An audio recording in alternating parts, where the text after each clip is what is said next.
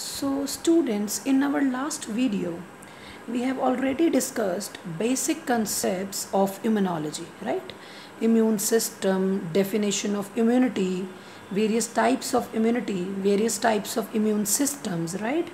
So now we are going to discuss what is the basic difference between vaccination and immunization, right? Then we will discuss in detail various lymphoid organs, because all these organs or this system, lymphoid system, is related to our immunity, related to our defense of the body, defense mechanism of the body, right? So what actually is vaccination, right? So student आप एक general language which अगर कहिए कि vaccination तो immunisation दे विच की फ़र्क है, तो पहला आप वैक्सीनेशन देखते हैं। असी वैक्सीनेशन दे विच की करते हैं, कोई भी एक ऐसा डिजीज़ कॉजिंग ऑर्गेनिज्म या पैथोजन असी कह सकते हैं, ਉਹਨੂੰ ਜਾਂ ਤਾਂ ਅਸੀਂ ਇਨਐਕਟਿਵ ਕਰ ਲੈਂਦੇ ਹਾਂ। ਇਨਐਕਟਿਵ ਯੂ ਅੰਡਰਸਟੈਂਡ ਨਾ, ਮੀਨਸ ਉਹ ਹੁਣ ਡਿਜ਼ੀਜ਼ ਨਹੀਂ ਕੌਜ਼ ਕਰ ਸਕਦਾ ਜੇ ਇਨਐਕਟਿਵ ਹੋ ਜਾਏਗਾ, ਜਾਂ ਅਸੀਂ ਉਹਨੂੰ ਵੀਕਨ ਕਰ ਲੈਂਦੇ ਹਾਂ। ਠੀਕ ਹੈ, ਵੀਕ ਕਰਕੇ ਜਾਂ ਉਹਨੂੰ ਇਨਐਕਟਿਵ ਕਰਕੇ ਅਸੀਂ ਉਹਦੀ ਪ੍ਰੈਪਰੇਸ਼ਨ ਬਣਾ ਕੇ ਬੋਡੀ ਦੇ ਵਿੱਚ ਇੰਜੈਕਟ ਕਰਾ ਦਿੰਦੇ ਹਾਂ। ਕਰਾਤਾ ਜੀ। ਹੁਣ ਸਾਡੀ ਬੋਡੀ ਦੇ ਲਈ ਉਹ ਜਿਹੜੀ ਇਨਐਕਟਿਵ ਜਾਂ ਵੀਕਨਡ ਪੈਥੋਜਨ ਹੈ, ਉਹ ਸਾਡੇ ਲਈ ਇੱਕ ਫੋਰਨ ਬੋਡੀ ਦਾ ਕੰਮ ਕਰਦਾ ਹੈ। ਹੁਣ ਕੀ ਹੋਏਗਾ, ਜਦੋਂ ਸਾਡੀ ਬੋਡੀ 'ਚ ਕੋਈ ਫੋਰਨ ਬੋਡੀ ਐਂਟਰ ਕਰਦੀ ਹੈ, ਅਸੀਂ ਐਂਟੀਜਨ ਕਹਿੰਦੇ ਹਾਂ, ਤਾਂ ਸਾਡੀ ਬੋਡੀ ਉਹਦੇ ਅਗੇਂਸਟ ਕੀ ਪੈਦਾ ਕਰਦੀ ਹੈ, ਐਂਟੀਬੋਡੀਜ਼, ਰਾਈਟ। ਤਾਂ ਹੋਏਗਾ ਕਿ ਹੁਣ ਉਹ ਜਿਹੜਾ ਪੈਥੋਜਨ ਅੰਦਰ ਆਇਆ ਸੀ, ਸਾਡੀ ਬੋਡੀ ਨੇ ਉਹਦੇ ਅਗੇਂਸਟ ਐਂਟੀਬੋਡੀਜ਼ ਪੈਦਾ ਕਰਨੀਆਂ ਸ਼ੁਰੂ ਕਰ ਦਿੱਤੀਆਂ। ਕਲੀਅਰ ਹੋ ਗਿਆ। ਦੇਖੋ ਹੋਇਆ ਕੀ ਸੀ, ਅਸੀਂ ਐਂਟਰ ਪੈਥੋਜਨ ਕਰਾਇਆ, ਪਰ ਉਹਨੇ ਬਿਮਾਰੀ ਨਹੀਂ ਕੌਜ਼ ਕਰਨੀ ਸੀ। ਵਾਈ? ਬਿਕੋਜ਼ ਇਨਐਕਟਿਵ ਸੀਗੇ ਜੋ ਵੀਕਨਡ ਸੀ, ਰਾਈਟ। ਬਟ ਸਾਡੀ ਬੋਡੀ ਨੇ ਤਾਂ ਇੱਕ ਰਿਸਪੌਂਸ ਦੇਤਾ ਨਾ, ਸਾਡੀ ਬੋਡੀ ਨੇ ਤਾਂ ਉਹਦੇ ਅਗੇਂਸਟ ਐਂਟੀਬੋਡੀ ਪੈਦਾ ਕਰ ਦਿੱਤੇ ਨਾ। ਸੋ ਜਦੋਂ ਵੀ ਹੁਣ ਜਦੋਂ ਸਾਡੀ ਬੋਡੀ ਨੇ ਇੱਕ ਵਾਰੀ ਇਹ ਵਾਲਾ ਰਿਸਪੌਂਸ ਦੇਤਾ, ਜਦੋਂ ਫਰਦਰ ਉਹੀ ਵਾਲਾ ਪੈਥੋਜਨ ਲਾਈਵ ਆਏਗਾ, ਜ਼ਿੰਦਾ ਆਏਗਾ, ਆਪਣੇ ਆਪ ਆਏਗਾ, ਅਤੇ ਉਹ ਡਿਜ਼ੀਜ਼ ਕੌਜ਼ ਕਰਨੀ ਹੋਏਗੀ ਉਹਨੇ, ਉਸ ਤੋਂ ਪਹਿਲਾਂ ਹੀ ਸਾਡੀ ਬੋਡੀ ਦੇ ਵਿੱਚ ਇੱਕ ਰਿਸਪੌਂਸ ਆ ਜਾਏਗਾ ਕਿ ਹਾਂ ਇਹ ਚੀਜ਼ ਪਹਿਲਾਂ ਵੀ ਹੋਈ ਸੀ। ਠੀਕ ਹੈ, ਉਹ ਹੁਣ ਵੀ ਰਿਸਪੌਂਸ ਦੇਗੀ। ਉਹਦੇ ਲਈ ਸਾਡੀ ਬੋਡੀ 'ਚ ਮੈਮਰੀ ਸੈਲਸ ਹੁੰਦੇ ਨੇ, ਜਿੱਦਾਂ ਹੁਣ ਅਸੀਂ ਕੋਈ ਚੀਜ਼ ਇੱਕ ਪਹਿਲੀ ਵਾਰੀ ਦੇਖਦੇ ਹਾਂ, ਫਿਰ ਸਾਡੀ ਉਹ ਮੈਮਰੀ 'ਚ ਬੈਠ ਜਾਂਦੀ ਹੈ ਨਾ। ਸਿਮਿਲਰਲੀ ਜਦੋਂ ਪਹਿਲੀ ਵਾਰੀ ਰਿਸਪੌਂਸ ਕੀਤਾ ਸੀ ਸਾਡੇ ਬੋਡੀ ਦੇ ਸੈਲਸ ਨੇ, ਤਾਂ ਉਹਨਾਂ ਦੀ ਮੈਮਰੀ ਬੀ ਸੈਲਸ ਔਰ ਟੀ ਸੈਲਸ ਨੇ ਉਹ ਚੀਜ਼ ਆਪਣੇ ਮਾਈਂਡ 'ਚ ਬਿਠਾ ਲਈ। ਜੇ ਮੈਂ ਸਿੰਪਲ ਲੈਂਗੁਏਜ 'ਚ ਕਹਾਂ ਤਾਂ ਉਹੀ ਸੇਮ ਰਿਸਪੌਂਸ ਜਦੋਂ ਉਹ ਦੁਬਾਰਾ ਤੋਂ ਪੈਥੋਜਨ ਆਏਗਾ, ਸਾਡੀ ਬੋਡੀ ਫਟਾਫਟ ਉਹਨੂੰ ਰਿਸਪੌਂਡ ਦੇ ਦੇਗੀ, ਉਸ ਪੈਥੋਜਨ ਨੂੰ ਕਿਲ ਕਰ ਦੇਗੀ। ਅੰਡਰਸਟੈਂਡ। ਸੋ ਵੈਕਸੀਨੇਸ਼ਨ 'ਚ ਅਸੀਂ ਕੀ ਕਰਦੇ ਹਾਂ, ਅਸੀਂ ਵੈਕਸੀਨੇਸ਼ਨ ਦੇ ਵਿੱਚ ਕੋਈ ਵੀ ਐਂਟੀਜਨ ਦਾ ਕੋਈ ਵੀ ਉਹਦਾ ਤੁਸੀਂ ਪਾਰਟ ਆਫ ਦੈਟ ਲੈ ਸਕਦੇ ਹੋ। ਤੁਸੀਂ ਕੰਪਲੀਟ ਇੱਕ ਪੈਥੋਜਨ ਲੈ ਸਕਦੇ ਹੋ, ਉਹਨੂੰ ਇਨਐਕਟਿਵ ਕਰ ਲਓ, ਉਹਨੂੰ ਵੀਕਨ ਕਰ ਲਓ, ਉਸ ਜਾਂ ਉਹਦਾ ਕੋਈ ਵੀ ਪ੍ਰੋਟੀਨ ਲੈ ਸਕਦੇ ਹਾਂ, ਮਤਲਬ ਪਾਰਟ ਆਫ ਇਟ ਮੈਂ ਤਾਂ ਹੀ ਕਿਹਾ। ਤਾਂ ਉਹਦਾ ਪਾਰਟ ਲੈ ਕੇ ਉੱਤੋਂ ਅਸੀਂ ਵੈਕਸੀਨੇਸ਼ਨ ਬਣਾ ਕੇ ਬੋਡੀ 'ਚ ਇੰਜੈਕਟ ਕਰਾ ਦਿੰਦੇ ਹਾਂ। ਬਸ ਫਾਇਦਾ ਇੰਨਾ ਹੁੰਦਾ ਉਹਦਾ ਕਿ ਉਹ ਸਾਡੀ ਬੋਡੀ 'ਚ ਉਸ ਸਮੇਂ ਬਿਮਾਰੀ ਕੌਜ਼ ਨਹੀਂ ਕਰਦਾ, ਬਿਕੋਜ਼ ਉਹ ਇਨਐਕਟਿਵ ਹੁੰਦਾ, ਅਤੇ ਬਟ ਸਾਡੀ ਬੋਡੀ ਨੂੰ ਫੋਰਨ ਆਬਜੈਕਟ ਹੋਣ ਦੇ ਕਾਰਨ ਇਹ ਲੱਗਦਾ ਹੈ ਕਿ ਹਾਂ ਅਸੀਂ ਸਾਡੀ ਬੋਡੀ ਨੇ ਉਹਦੇ ਅਗੇਂਸਟ ਕੰਮ ਕਰਨਾ ਹੈ, ਰਾਈਟ। ਸੋ ਇਹਦੇ ਨਾਲ ਸਾਡੀ ਬੋਡੀ ਦੇ ਵਿੱਚ ਇੱਕ ਮੈਮਰੀ ਡਿਵੈਲਪ ਹੋ ਜਾਂਦੀ ਹੈ, right. Next is immunisation, right. ਹੁਣ ਇਮਿਊਨਾਈਜੇਸ਼ਨ ਦੇ ਵਿੱਚ ਕੀ ਹੈ, ਸਪੋਜ਼ ਸਾਨੂੰ ਕੋਈ ਵੀ ਇਹੋ ਜਿਹਾ ਮਾਈਕਰੋ ਆਰਗੈਨਿਜ਼ਮ ਨੇ ਇਨਫੈਕਟ ਕੀਤਾ, ਕੋਈ ਵੀ ਐਸੇ ਮਾਈਕਰੋ ਆਰਗੈਨਿਜ਼ਮ ਨੇ ਜਿਹਦੇ ਲਈ ਸਾਨੂੰ ਹੁਣ ਕੁਇਕ ਰਿਸਪੌਂਸ ਚਾਹੀਦਾ। ਮੀਨਸ ਹੁਣ ਜੇ ਤਾਂ ਮੈਂ ਗੱਲ ਕਰਾਂ ਵੈਕਸੀਨੇਸ਼ਨ ਵਾਲੇ ਟਾਈਪਸ ਦੀ, ਉਹਦੇ ਵਿੱਚ ਤਾਂ ਕੀ ਹੈ, ਸਮੇਂ ਲੱਗਦਾ ਕਿ ਅਸੀਂ ਪਹਿਲਾਂ ਵੈਕਸੀਨੇਸ਼ਨ ਦਿੰਦੇ ਹਾਂ, ਸਾਡੀ ਬੋਡੀ ਉਹਦੇ against antibody, it will take time, antibody ਪੈਦਾ ਕਰਦੀ ਹੈ, right, it will take time. Immunisation 'ਚ ਹੁਣ ਕੀ ਹੈ, ਸਪੋਜ਼ ਸਾਨੂੰ ਅਸੀਂ ਇੱਥੇ ਗੱਲ ਕਰਦੇ ਕਿ ਸਾਨੂੰ ਕੋਈ ਇਹੋ ਜਿਹੀ, ਸਪੋਜ਼ ਸਾਨੂੰ ਸਨੇਕ ਨੇ ਬਾਈਟ ਕਰਤਾ, ਸਮਝ ਲਓ। ਹੁਣ ਉਹਦੇ ਲਈ ਮੈਂ ਵੇਟ ਤਾਂ ਨਹੀਂ ਕਰ ਸਕਦੀ ਨਾ ਕਿ ਮੈਂ ਵੈਕਸੀਨੇਸ਼ਨ ਲਾਊਂਗੀ, ਸਾਡੀ ਬੋਡੀ ਐਂਟੀਬੋਡੀ ਪੈਦਾ ਕਰੇਗੀ। ਮੈਨੂੰ ਕੁਇਕ ਰਿਸਪੌਂਸ ਚਾਹੀਦਾ, ਮੈਨੂੰ ਫਟਾਫਟ ਰਿਸਪੌਂਸ ਚਾਹੀਦਾ, ਕਿਉਂਕਿ ਤਾਂ ਸਨੇਕ ਬਾਈਟ ਨਾਲ ਤਾਂ ਇੱਦਾਂ ਬੰਦਾ ਮਰ ਜਾਊਗਾ। ਫਿਰ ਕੀ ਹੁੰਦਾ, ਅਸੀਂ ਕੀ ਕਰਦੇ ਹਾਂ, ਸਾਨੂੰ ਡਾਇਰੈਕਟਲੀ ਐਂਟੀਬੋਡੀ ਇੰਜੈਕਟ ਕਰਾਉਣੀਆਂ ਪੈਂਦੀਆਂ ਇਨਟੂ ਦਾ ਜਿਹਨੂੰ ਇਨਫੈਕਟਡ ਬੰਦਾ ਹੈ, ਜਿਹਨੂੰ ਉਹ ਪ੍ਰੋਬਲਮ ਹੋਈ ਹੈ। ਅੰਡਰਸਟੈਂਡ। ਵੈਕਸੀਨੇਸ਼ਨ ਦੇ ਵਿੱਚ ਅਸੀਂ ਐਂਟੀਜਨ ਐਂਟਰ ਕਰਾਉਂਦੇ ਹਾਂ ਤਾਂ ਕਿ ਸਾਡੀ ਬੋਡੀ ਆਪਣੇ ਆਪ ਐਂਟੀਬੋਡੀ ਪੈਦਾ ਕਰੇ। ਬਟ ਇਮਿਊਨਾਈਜੇਸ਼ਨ 'ਚ ਕਿ ਅਸੀਂ ਪਹਿਲਾਂ ਬਣੀਆਂ ਹੋਈਆਂ ਐਂਟੀਬੋਡੀਜ਼ ਪਹਿਲਾਂ ਹੀ ਬਣਾ ਲੈਂਦੇ ਹਾਂ, ਕਿਸੇ ਹੋਰ ਆਰਗੈਨਿਜ਼ਮ 'ਚ ਬਣਾ ਲਈਆਂ, ਜਾਂ ਪਹਿਲਾਂ ਹੀ ਫਾਰਮ ਕੀਤੀਆਂ ਹੋਈਆਂ ਐਂਟੀਬੋਡੀਜ਼ ਨੂੰ ਬੋਡੀ 'ਚ ਇੰਜੈਕਟ ਕਰਾਉਂਦੇ ਹਾਂ, ਸੋ ਦੈਟ ਹੁਣ ਐਂਟੀਬੋਡੀ ਡਾਇਰੈਕਟਲੀ ਪਾਉਣ ਦਾ ਮਤਲਬ ਉਹਨੇ ਜਾਂਦੇ ਹੀ ਐਂਟੀਜਨ ਨੂੰ ਕਿਲ ਕਰ ਦੇਣਾ। ਠੀਕ ਹੈ ਜੀ। ਸੋ ਜਿੱਦਾਂ ਹੀ ਅਸੀਂ ਉਹਨੂੰ ਐਂਟਰ ਕਰਾਉਂਦੇ ਹਾਂ, ਉਹ ਫਟਾਫਟ ਰਿਸਪੌਂਡ ਕਰਦੇ ਅਤੇ ਸਾਨੂੰ ਜਿਹੜੀ ਉਹ ਪ੍ਰੋਬਲਮ ਤੋਂ ਅਸੀਂ ਠੀਕ ਹੋ ਜਾਂਦੇ ਹਾਂ, ਰਾਈਟ। ਮਤਲਬ ਕਹਿਣ ਦਾ ਮਤਲਬ ਇਹ ਕਿ ਜਿਵੇਂ ਸਾਨੂੰ ਸਪੋਜ਼ ਕਰੋ ਸਨੇਕ ਨੇ ਬਾਈਟ ਕਰਤਾ, ਅਸੀਂ ਫਟਾਫਟ ਜਿਹੜਾ ਸਾਨੂੰ ਇੰਜੈਕਸ਼ਨ ਲੱਗਦਾ ਉਹਦੇ 'ਚ ਪ੍ਰੀ ਫਾਰਮਡ ਪਹਿਲਾਂ ਹੀ ਬਣੀਆਂ ਹੋਈਆਂ ਐਂਟੀਬੋਡੀ ਅਸੀਂ ਬੋਡੀ 'ਚ ਐਂਟਰ ਕਰਾ ਦਿੰਦੇ ਹਾਂ, ਠੀਕ ਹੈ। ਹੁਣ ਉਹਦੇ ਵਿੱਚ ਕੀ ਹੈ, ਉਹ ਫਟਾਫਟ ਜਾ ਕੇ ਉਹਦੇ ਅਗੇਂਸਟ ਕੰਮ ਕਰਨਾ ਸ਼ੁਰੂ ਕਰ ਦਿੰਦੇ ਆ। ਸਨੇਕ ਦੇ ਵੈਨਮ ਹੁੰਦਾ, ਉਹਦੇ ਜਿਹੜਾ ਡੰਕ ਹੁੰਦਾ ਅਸੀਂ ਕਹਿੰਦੇ ਹਾਂ ਨਾ, ਡੰਗ ਮਾਰਿਆ ਉਹਨੇ, ਜਿਹੜਾ ਅੰਦਰ ਸਾਡੇ ਜ਼ਹਿਰ ਛੱਡ ਦਿੱਤਾ ਡੰਗ ਮਾਰ ਕੇ। ਸੋ ਇਹ ਵਾਲੀ ਇਮਿਊਨਾਈਜੇਸ਼ਨ ਨੂੰ ਅਸੀਂ ਪੈਸਿਵ ਇਮਿਊਨਾਈਜੇਸ਼ਨ ਕਹਿੰਦੇ ਹਾਂ। ਕੀ ਬੋਲਦੇ ਹਾਂ? Passive immunisation, right. ਸੋ ਇਹਦੇ ਵਿੱਚ ਸਾਡੇ ਕੋਲ ਕੀ ਹੈ, ਜਿਹੜਾ ਅਸੀਂ ਅੱਜ ਕੱਲ੍ਹ ਮਤਲਬ ਅਸੀਂ ਜਨਰਲ ਲੈਂਗੁਏਜ 'ਚ ਕਹਿੰਦੇ ਹਾਂ ਕਿ ਜਿਹੜੀ ਵੈਕਸੀਨੇਸ਼ਨ ਅਤੇ ਇਮਿਊਨਾਈਜੇਸ਼ਨ ਪ੍ਰੋਗਰਾਮਸ ਹੈ ਉਹਦੇ ਨਾਲ ਕਾਫੀ ਸਾਰੀਆਂ ਡੈਡਲੀ ਡਿਜ਼ੀਜ਼ਜ਼ ਖ਼ਤਮ ਹੋ ਚੁੱਕੀਆਂ ਨੇ ਜਾਂ ਖ਼ਤਮ ਹੋ ਰਹੀਆਂ ਨੇ। ਤਾਂ ਸਮੌਲ ਪੌਕਸ ਹੈ ਜਾਂ ਸਮੌਲ ਪੌਕਸ ਦਾ ਇਰੈਡੀਕੇਟ ਹੋ ਚੁੱਕਾ ਹੈ, ਕੰਪਲੀਟਲੀ ਖ਼ਤਮ ਹੋ ਚੁੱਕਾ ਹੈ, ਜਾਂ ਕਈ ਐਸੇ ਡਿਜ਼ੀਜ਼ਜ਼ ਜਿਹੜਾ ਹੁਣ ਖਾਤਮਾ ਹੋ ਰਿਹਾ। ਤਾਂ ਬਹੁਤ ਸਾਰੇ ਇਨਫੈਕਸ਼ਸ ਡਿਜ਼ੀਜ਼ ਲਾਈਕ ਪੋਲੀਓ, ਹੁਣ ਦੇਖੋ ਅਸੀਂ ਪੋਲੀਓ ਦਾ ਕੇਸ ਕਿੱਥੇ ਆਉਂਦਾ, diphtheria, pneumonia, tetanus have been controlled. ਕਈ ਬਿਮਾਰੀਆਂ ਅਸੀਂ ਕੰਟਰੋਲ ਕਰ ਲਈਆਂ ਅਤੇ ਕਈ ਕੰਪਲੀਟਲੀ ਇਰੈਡੀਕੇਟ ਕਰ ਦਿੱਤੀਆਂ, ਖ਼ਤਮ ਕਰ ਦਿੱਤੀਆਂ, ਠੀਕ ਹੈ ਜੀ। ਸੋ ਇੱਕ ਫਟਾਫਟ ਅਸੀਂ ਓਵਰਵਿਊ ਲੈਂਦੇ। ਵੈਕਸੀਨੇਸ਼ਨ 'ਚ ਕੀ ਹੈ, ਅਸੀਂ ਇੱਕ ਕੋਈ ਵੀ ਜਿਹੜਾ ਪੈਥੋਜਨ ਹੈ ਉਹਦਾ ਇੱਕ ਕੋਈ ਵੀ ਐਂਟੀਜੈਨਿਕ ਪ੍ਰੋਟੀਨ ਜਾਂ ਉਹ ਕੰਪਲੀਟ ਪੈਥੋਜਨ ਲੈ ਕੇ ਉਹਨੂੰ ਇਨਐਕਟਿਵ ਕਰਕੇ ਬੋਡੀ 'ਚ ਪਾ ਦਿੰਦੇ ਹਾਂ ਤਾਂ ਕਿ ਸਾਡੀ ਬੋਡੀ ਉਹਨੂੰ ਫੌਰਨ ਮੰਨੇ ਅਤੇ ਉਹਦੇ ਅਗੇਂਸਟ ਐਂਟੀਬੋਡੀ ਪੈਦਾ ਕਰੇ। ਪਰ ਉਹ ਬਿਮਾਰੀ ਨਹੀਂ ਫੈਲਾਊਗੀ। ਤੁਸੀਂ ਕਹੋਗੇ ਲੈ ਅਸੀਂ ਖੁਦ ਪੈਥੋਜਨ ਅੰਦਰ ਐਂਟਰ ਕਰਾ ਰਹੇ, ਪਰ ਅਸੀਂ ਇਨਐਕਟਿਵ ਕਰਕੇ ਕਰਾ ਰਹੇ ਹਾਂ, ਠੀਕ ਹੈ ਜੀ। ਸੋ ਇਮਿਊਨਾਈਜੇਸ਼ਨ 'ਚ ਕੀ ਅਸੀਂ ਪਹਿਲਾਂ ਹੀ ਬਣੀਆਂ ਹੋਈਆਂ ਐਂਟੀਬੋਡੀਜ਼ ਨੂੰ ਡਾਇਰੈਕਟਲੀ ਬੋਡੀ 'ਚ ਇੰਜੈਕਟ ਕਰਦੇ ਹਾਂ ਸੋ ਦੈਟ ਉਹ ਵਰਕ ਕਰ ਸਕਣ, ਫਟਾਫਟ ਕੁਇਕ ਵਰਕ ਕਰ ਸਕਣ ਅਤੇ ਸਾਨੂੰ ਡਿਜ਼ੀਜ਼ ਤੋਂ ਛੁਟਕਾਰਾ ਮਿਲ ਸਕੇ, ਰਾਈਟ। ਸੋ ਵੈਕਸੀਨੇਸ਼ਨ ਬਹੁਤ ਸਾਰੀ ਤਰ੍ਹਾਂ ਦੀਆਂ ਹੁੰਦੀਆਂ, ਅਸੀਂ ਬਹੁਤ ਜ਼ਿਆਦਾ ਡਿਟੇਲ 'ਚ ਨਹੀਂ ਡਿਸਕਸ ਕਰਾਂਗੇ। ਜਿਵੇਂ ਲਾਈਵ ਸਾਡੇ ਕੋਲ ਵੈਕਸੀਨੇਸ਼ਨਸ ਹੁੰਦੀਆਂ ਨੇ ਜਿਹਦੇ ਵਿੱਚ ਅਸੀਂ ਆਰਗੇਨਿਜ਼ਮ ਨੂੰ ਕਿਲ ਨਹੀਂ ਕਰਦੇ, ਅਸੀਂ ਆਰਗੇਨਿਜ਼ਮ ਨੂੰ ਲਾਈਵ ਰੱਖਦੇ ਹਾਂ ਪਰ ਉਹਨੂੰ ਇਨਐਕਟਿਵ ਕਰ ਦਿੰਦੇ ਹਾਂ। ਅਸੀਂ ਆਰਗੇਨਿਜ਼ਮ ਨੂੰ ਬਹੁਤ ਜ਼ਿਆਦਾ ਮਤਲਬ ਤੁਸੀਂ ਇਹ ਕਹਿ ਦਿਓ ਇੰਨਾ ਕਿ ਇਨਐਕਟਿਵ ਕਰਦੇ ਨੇ ਕਿ ਉਹ ਡਿਜ਼ੀਜ਼ ਕਾਜ਼ ਨਹੀਂ ਕਰੂ। ਕਿਲ ਵੀ ਕਰਕੇ ਪਾ ਸਕਦੇ ਹਾਂ, ਉਹਦੇ ਟੌਕਸੋਇਡਸ, ਉਹਦਾ ਜਿਹੜਾ ਛੱਡੇ ਹੋਏ ਟੌਕਸਿਨਸ, ਉਹਦੇ ਤੋਂ ਵੀ ਅਸੀਂ ਵੈਕਸੀਨੇਸ਼ਨ ਬਣਾ ਸਕਦੇ ਹਾਂ। ਕੰਬੀਨੇਸ਼ਨ ਵੈਕਸੀਨਸ ਵੀ ਹੁੰਦੀਆਂ ਨੇ। ਸੋ ਅਸੀਂ ਜਿਹੜਾ ਇੱਕ ਛੋਟਾ ਜਿਹਾ ਡਿਸਕਸ ਕਰ ਲੈਂਦੇ ਉਹ DNA ਵੈਕਸੀਨਸ ਹੈ, ਬਿਕੋਜ਼ DNA ਵੈਕਸੀਨਸ ਅੱਜ ਦੇ ਸਮੇਂ ਦੇ ਵਿੱਚ ਕਾਫੀ ਪੋਪੂਲਰ ਨੇ, ਠੀਕ ਹੈ ਜੀ। ਸੋ DNA ਵੈਕਸੀਨੇਸ਼ਨਸ ਕੀ ਨੇ? ਅਸੀਂ ਕੀ ਕਰਦੇ ਹਾਂ, ਅਸੀਂ ਜਿਹੜਾ ਮਾਈਕਰੋ ਆਰਗੇਨਿਜ਼ਮ ਡਿਜ਼ੀਜ਼ ਕਾਜ਼ ਕਰਦਾ ਅਸੀਂ ਉਹਦਾ ਇੱਕ ਜੀਨਸ ਲੈ ਲੈਂਦੇ ਹਾਂ, ਜਾਂ ਸਾਇੰਟਿਸਟ ਉਹਦਾ ਕੀ ਕਰਦੇ ਨੇ, ਜੀਨਸ ਲੈਂਦੇ ਨੇ, ਠੀਕ ਹੈ। ਉਸ ਜੀਨਸ ਤੋਂ DNA ਵੈਕਸੀਨੇਸ਼ਨ ਬਣਾਈ ਜਾਂਦੀ ਹੈ। ਦੇਖੋ ਸਟੂਡੈਂਟਸ, ਹੁਣ ਇੱਥੇ ਅਸੀਂ ਕੀ ਦੇਖਦੇ ਹਾਂ, ਰੈਦਰ ਅਸੀਂ ਪੂਰਾ ਮਾਈਕਰੋ ਆਰਗੇਨਿਜ਼ਮ ਬੋਡੀ 'ਚ ਐਂਟਰ ਕਰਾਈਏ, ਚਾਹੇ ਉਹ ਹੀਟ ਕਿਲਡ ਹੈ, ਚਾਹੇ ਉਹ ਇਨਐਕਟਿਵ ਹੈ, ਮਤਲਬ ਹੋ ਸਕਦਾ ਉਹਦਾ ਕੋਈ ਸਾਈਡ ਇਫੈਕਟ ਹੋ ਜਾਏ ਬੋਡੀ 'ਚ, ਕਿਉਂ ਨਾ ਅਸੀਂ ਉਹਦਾ ਜੀਨਸ ਲੈ ਲਈਏ।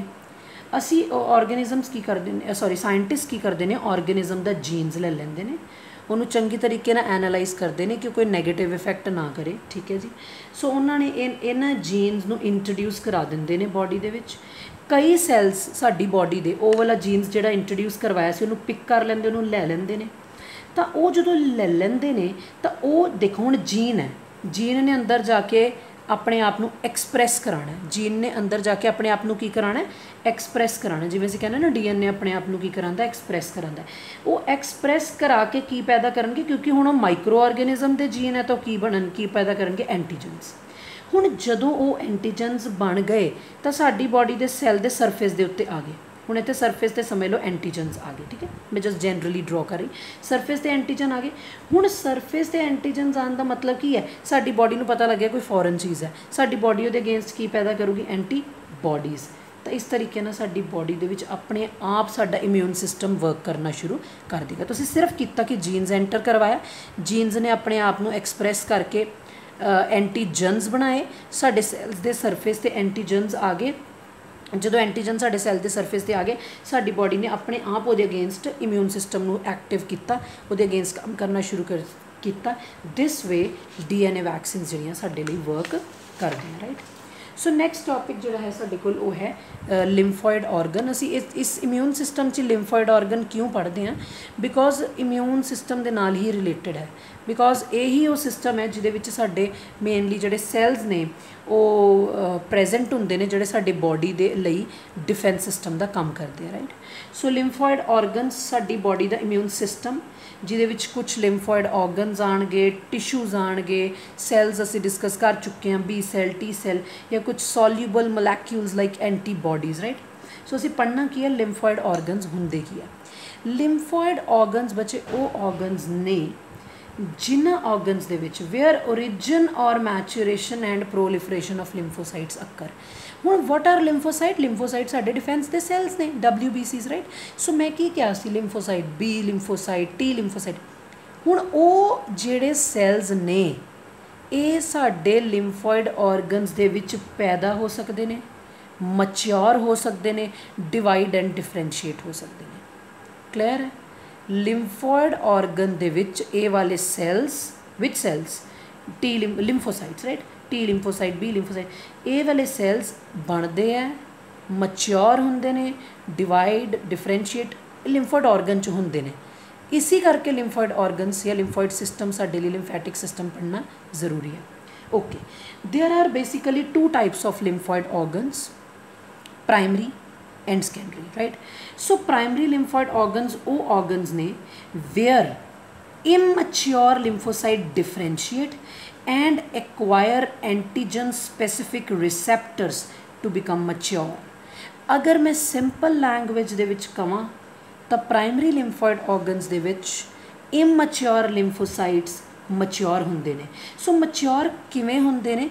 उन्हां दे विच एंटीजन स्पैसिफिक रिसैप्टर आ जांदे है। इहदा की मतलब होया? एंटीजन नूं रिसीव करना, रिसीव की हुंदा है? किसी चीज़ नूं लेना। सो एंटीजन नूं रिसीव करन वाले स्पैशल रिसैप्टर्स आ जाते हैं जिहदे करके फिर वो एंटीजन जे आवे तो ये रिसैप्टर्स नूं सिग्नल मिल जाता तो ऑर्गनस जिहड़े काम करना शुरू कर देंगे ने।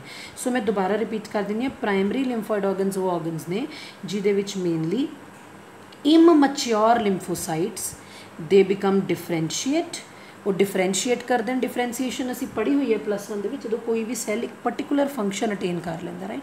सो डिफरेंशिएट करके एंटीजन स्पैसिफिक रिसैप्टर एक्वायर कर लेंदे ने तो वो की है फिर वो हुण जो मच्योर हो जाते हैं तो एंटीजन नूं रिकोगनाइज कर सकते हैं। ठीक है जी।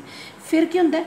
जदों लिम्फोसाइट्स मच्योर हो गए then they will move to secondary lymphoid organs right. Primary lymphoid organ साडे कोल किहड़े है? Bone marrow and thymus.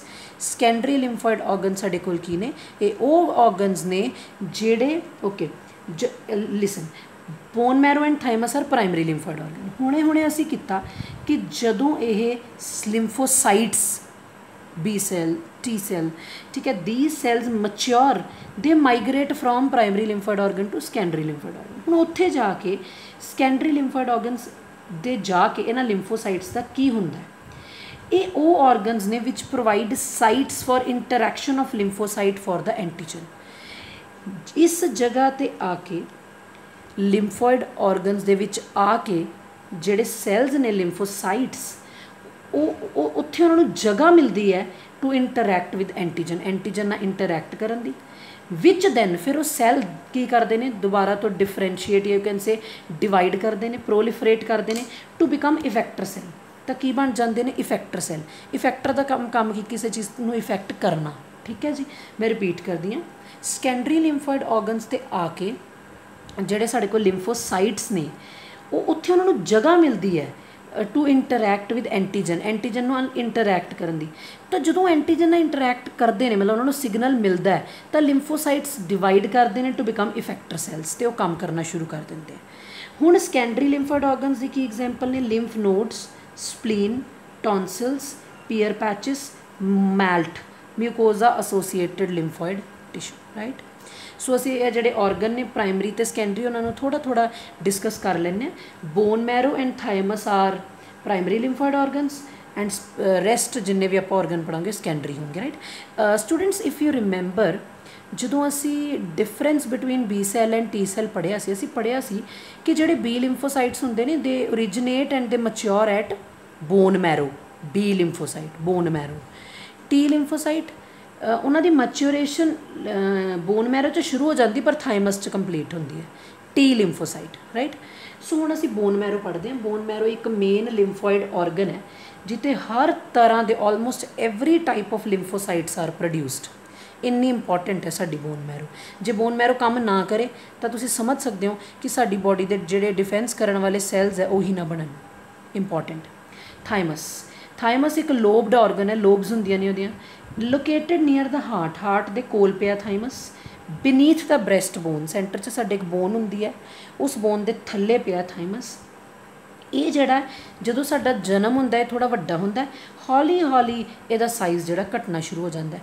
इत्थे हुंदा कि मैं तुहानूं ऑलरेडी दस चुकी हाँ, टी सैल्स फाइनली कंप्लीटली, शुरू तो टी सैल की मैच्योरेशन बोन मैरो च हो जाती बट इत्थे कंप्लीट होंदी है। Then is the spleen. Spleen एक बीन शेप्ड लार्ज ऑर्गन है जिदे विच mainly contain lymphocytes and phagocytes. Both lymphocytes and phagocytes are related to our immune system. एक होर स्पलीन का इंपॉर्टेंट असी काम कह सकते हैं, इंपॉर्टेंट चीज़ है स्पलीन बारे, वो है कि ये एरिथ्रोसाइट का लार्ज रेजरवायर है। रेजरवायर की होंदा जिहदे कोई चीज़ स्टोर होंदी है। Erythrocyte red blood cell actually ये की करती है, ये एक तरह का फिल्टर, स्पलीन एक तरह का फिल्टर की तरह काम करते हैं by trapping blood borne microorganism. ठीक है, जिथे ये जो ब्लड चो प्यूरीफाई होंदा है, तुसीं ये कह सकते हो, तो जिहड़े ब्लड दे अंदर माइक्रो ऑर्गेनिज्म इहनूं ट्रैप कर लैंदी है, सो साडी बॉडी नूं बचांदी है स्पलीन। एंड एक होर गल, जिहड़े रेड ब्लड सैल मरी जा रहे वो इत्थे खत्म होंदे जाके, तां इहनूं ग्रेव यार्ड कहंदे हैं, शमशान कह लो, जिथे कोई चीज़ खत्म होंदी है। ठीक है जी। दैन आ गया साडे कोल lymph nodes. Lymph nodes these are the small solid structure, छोटी छोटी जिद्दां गंढां होंदियां ना, small solid structure different different जगहों ते प्रेजेंट है लिम्फेटिक सिस्टम दे। हुण लिम्फेटिक सिस्टम इहदा सॉरी लिम्फ नोड्स का मेन काम की है, ये माइक्रो ऑर्गेनिज्म या एंटीजन नूं अपने अंदर ट्रैप कर लैंदी है। सो ट्रैप कर लिया मीनस घेरा पा लिया, खत्म कर दिता उन्होंने। ठीक है, तो लिम्फ नोड्स होनियां देखो कितनियां जरूरी ने, right. So antigen trap in the lymph node, जिहड़ियां लिम्फ नोड च एंटीजन ट्रैप हो गए ने वो लिम्फोसाइट्स नूं फिर एक्टिवेट करते हैं। तो जो लिम्फोसाइट एक्टिवेट हो जाते साडा इम्यून सिस्टम एक्टिवेट हो जाता है। मीनस लिम्फ नोड्स जिहड़ियां ने वो साडे इम्यून साडे जिहड़े अंदर माइक्रो ऑर्गेनिज्म या कोई भी फॉरन ऑब्जैक्ट एंटर कर गया उन्होंने ट्रैप कर लैणगे। सो इस तरीके ना साडी बॉडी जगह जगह ते थाइमस शो किया है, जगह जगह ते गंढा होंदियां, जिथे आ तुसीं देख रहे हो जगह जगह ते इदां गंढा बनिया हुई वो सारियां आ देखो जगह जगह। These are the lymph nodes, थोड़ियां डार्क कर दिंने, these are the lymph nodes. Lymphatic vessel ने जिन्हां च लिम्फ मूव करता है, so lymph nodes, right. So lymph nodes जिहड़े ने ਉਹਦੇ ਵਿੱਚ ਉਹੀ ਨੇ ਜਿਹੜੀਆਂ ਮਾਈਕਰੋ ਆਰਗੇਨਿਜ਼ਮ ਨੂੰ ਟਰੈਪ ਕਰਦੀਆਂ ਤੇ ਫਿਰ ਜਿਹੜੇ ਲਿੰਫੋਸਾਈਟ ਉਹ ਐਕਟੀਵੇਟ ਹੋ ਜਾਂਦੇ ਤੇ ਇਮਿਊਨ ਰਿਸਪੌਂਸ ਜਨਰੇਟ ਹੁੰਦਾ। ਉਸ ਤੋਂ ਬਾਅਦ ਨੈਕਸਟ ਆਰਗਨ ਸਾਡੇ ਕੋਲ ਆ ਗਿਆ ਮੈਲਟ।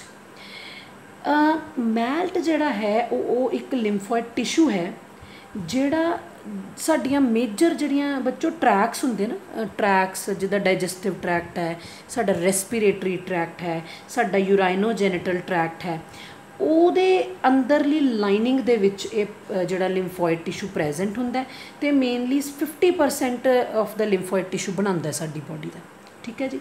ਸੋ ਇਹ ਸੀਗਾ ਸਾਡੇ ਲਿੰਫੋਇਡ ऑर्गनस जिहड़े कि वर्क करते हैं जदों साडी बॉडी ने डिफेंस क्रिएट करना होवे, जदों साडी बॉडी ने against the micro organism immune system नूं एक्टिवेट कराना होवे, राइट। सो नैक्सट हुण असीं सारा इम्यून सिस्टम पढ़ लिया। इम्यून सिस्टम दे विच की आए, लिम्फोइड ऑर्गन आए, कुछ सैल आए, टिशू आए। उस इम्यून सिस्टम नाल रिलेटेड कुछ डिसऑर्डर्स भी हुंदे ने। हुण डिसऑर्डर्स किहड़े-किहड़े ने, जिवें एलर्जी। तुसीं देखते हो सम टाइम तुसीं बाहर निकलते हो, तुहानूं खारिश होनी शुरू हो गई, तुहाडी आईज़ रैड हो गई, तुहाडी स्किन रैड हो गई, या यू कैन से तुहाडे ਤੁਹਾਨੂੰ बॉडी के उत्ते थोड़ा जिदा स्वैलिंग जी हो जाती, इन्फ्लामेशन हो जाती किसी चीज़ की, ਤੁਹਾਨੂੰ ਛਿੱਕਾਂ ਆਉਣੀਆਂ शुरू हो गई। सो इस तरीके ਨਾਲ ਸਾਨੂੰ कई फॉरन सबसटेंसिस तो सेंसिटिविटी होंदी है, हाइपर सेंसिटिविटी कहते हैं। ਅਸੀਂ ਕਹਿੰਦੇ फिर very sensitive to these thing, right. ਜਦੋਂ भी ਅਸੀਂ ਕਿਸੇ चीज़ के ਕੰਟੈਕਟ ਦੇ ਵਿੱਚ ਆਉਂਦੇ ਹਾਂ ਤਾਂ ਕਈਆਂ ਨੂੰ ਇਹਦੇ ਨਾਲ ਐਸਥਮਾ ਹੋ ਜਾਂਦਾ ਹੈ, ਹੈ ਫੀਵਰ ਹੋ ਜਾਂਦਾ ਹੈ। ਸੋ ਜਿਹੜੇ ਸਬਸਟੈਂਸ ਤੁਹਾਨੂੰ ਐਲਰਜੀ ਸ਼ੋ ਕਰਦੇ ਨੇ ਜਾਂ ਜਿਨ੍ਹਾਂ ਸਬਸਟੈਂਸਿਸ ਤੋਂ ਤੁਹਾਨੂੰ ਐਲਰਜੀ ਹੈ ਉਹਨਾਂ ਨੂੰ ਐਲਰਜਨਸ कहते हैं। डस्ट भी हो सकती है, पोलन ग्रेन्स भी, कई लिपस्टिक्स तो होंगी है, नेल पेंट्स तो होंगी है, फैदर्स तो होंगी है, फर तो होंगी है, प्लांट्स तो होंदी है, फूड्स तो होंदी है, सनलाइट तो होंदी है, सो ऑन। ठीक है जी। उस तो बाद ड्यूरिंग एलर्जिक रिएक्शन, जो ये एलर्जिक रिएक्शनस होंदियां ने, हुंदा की है साडी बॉडी दे विच IgE इम्यूनोग्लोबिनस, यैसटरडे असीं डिस्कस किया सी एंटीबॉडीज़ और इम्यूनोग्लोबिन, ये बेटा टाइप्स होंदियां, ए होंदी है, ई होंदी है, इधर अलग अलग टाइप्स होंदियां ने। IgE दे नाल IgE उस टाइम काम करना शुरू करती है, इम्यूनोग्लोबिनस मास्ट सैल तोड़ दिंदी है, मास्ट सैल दे विचों हिस्टामीन ते सेरोटोनिन्स निकलदे। स्टूडेंट्स रिमेंबर साडी बॉडी दे विच इहो जे कैमिकल्स हुंदे ने ਜਿਹੜੇ पैदा होने ते रिएक्शन शो करते, मीनस जिवें मैं तुहानूं हुणे कहा तुहानूं छिक्कां आ गईयां, तुहाडी बॉडी दी स्किन रैड हो गई, इन्फ्लेमेशन हो गई, तो वो जिद्दां तुहाडे अंदर कोई एलर्जी हुई तो वो ऑब्जैक्ट ने तुहानूं खारिश या स्वैलिंग या छिक्कां नहीं कीतियां। जिद्दां मैं कहां मेरे अंदर डस्ट चलेगी या मेरे अंदर मैनूं लिपस्टिक मैं लगा ली तो मैनूं कोई उहदे नाल कोई उन्हें कोई रिएक्शन दित्ती, उस कैमिकल दे नाल तुहाडी बॉडी 'च हिस्टामीन पैदा होए, हिस्टामीनस ने तुहानूं ये वाले जिहड़े सिम्पटम्स है वो शो करने शुरू किए। सो उहदे नाल की है साडी आह सेरोटोनिन्स या हिस्टामीनस ने साडी जिहड़ी ब्लड वैसल्स ने वो डायलेट करदियां ने, और उहदे नाल की है बहुत सारा अमाउंट ऑफ फ्लूड जिहड़ा है वो लीक आउट कर जाता from the blood to the tissues, means reactions होनियां शुरू हो गई। सिम्पटम्स मैं तुहानूं दसते, छिक्कां आनियां, अखां चों पानी निकलना, नोज़ दा रन करना या साह लैण च दिक्कत आनी, ये कुछ सिम्पटम्स ने। ट्रीटमेंट की है, हुण हिस्टामीनस ने सिम्पटम शो करने शुरू किए, एंटी हिस्टामीन खा लो, एंटी हिस्टामीन हिस्टामीन रोकेगी, सिग्नल आने बंद हो जाएंगे। एड्रेनलिन है, स्टीरॉइड्स ने जिहड़े फटाफट इन्हां दे सिम्पटम्स नूं रोकदे हैं। Then is डायगनोसिस। डायगनोसिस की है, किवें एलर्जी जिहड़ी है टैसट की जाती है।